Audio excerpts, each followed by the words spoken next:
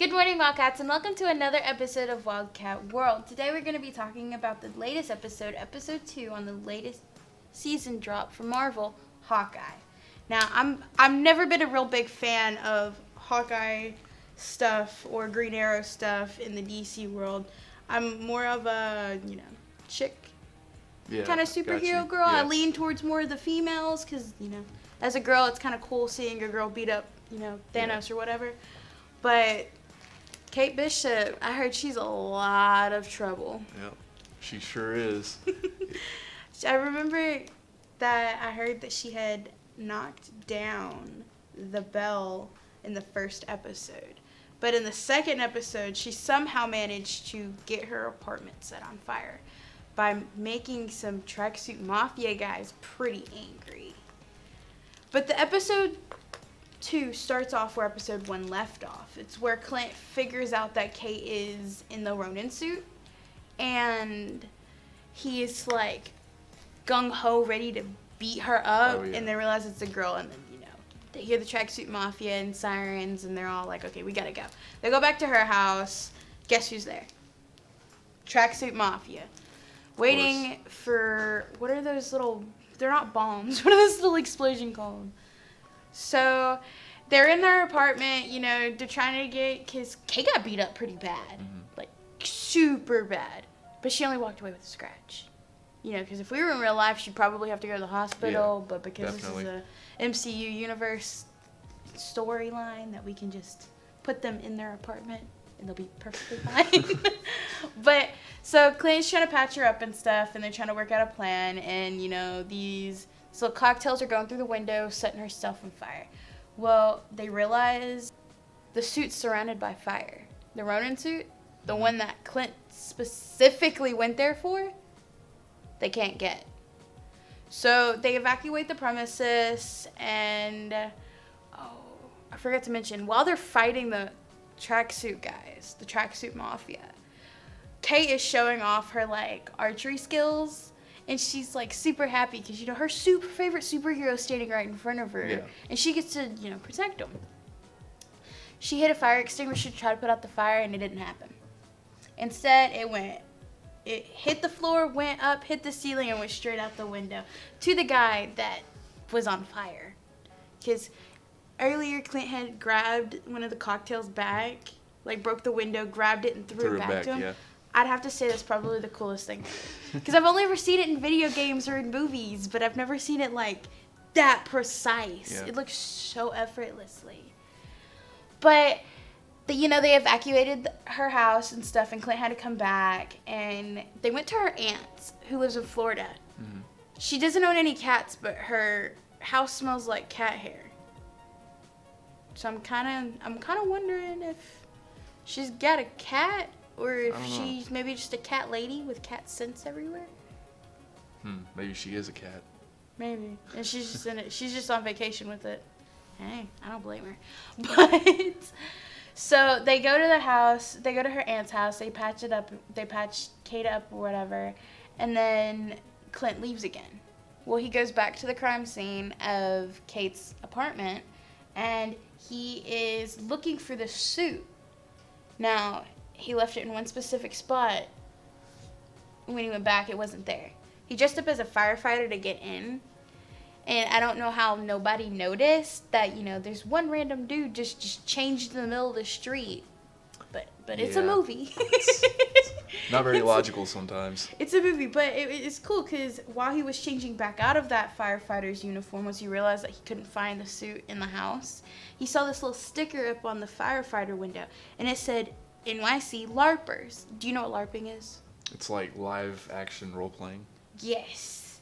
So, as we go further on into this episode, we see that he had shown up to the LARPing festival, I do believe. Gathering? Is it a festival? I think it was a festival because it had a bunch of people from everywhere. I remember one of the ladies saying that, it was a big event and some of these people live normal lives and want to come out here and be superheroes. Yeah. Kind of like a cosplay event or something. Yes, like a big, Renaissance festival, but just for a specific thing. Yeah. Well, we're going to take a pause on Clint while he is out there destroying all of the beautiful lands of Gardania while LARPing with the rest of the NYC Police Department and Fire Department. So Kate was still at the house when Clint left. He had told her, do not leave for your safety. Well, she had to go to work, so she went to work.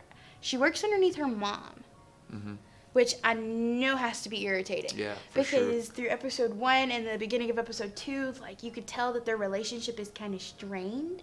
Well, I feel like it's like normal relationship for a girl her age and her mom. It is. We'll go back. We'll go indeed, back to that. But, we'll go back to that because her mom invited her to dinner with her new fiance, Jack. Now, Jack. She does not like Jack. No. Not one bit. Personally, I don't like Jack. I don't like the energy he gives off. I don't like him either. He seems very manipulative. He seems like he has something. He has a goal set, and Kate's just gonna get in the way of that. And that's the most terrifying thing. Yeah. Because even though Dear Old Mommy's in love, we don't want Dear Old Mommy hurt. Because then that'll make Kate, like, super, super vengeful. Yeah. Can't have that. Gotta stay innocent.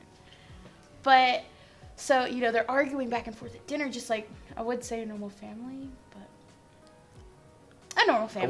I would say we could get back to that and go back to the live action role playing part. We kind of skipped ahead. Did we not?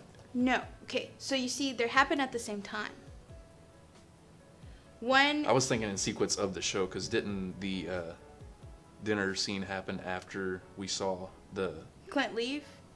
Yes. I think it was happening while he was there.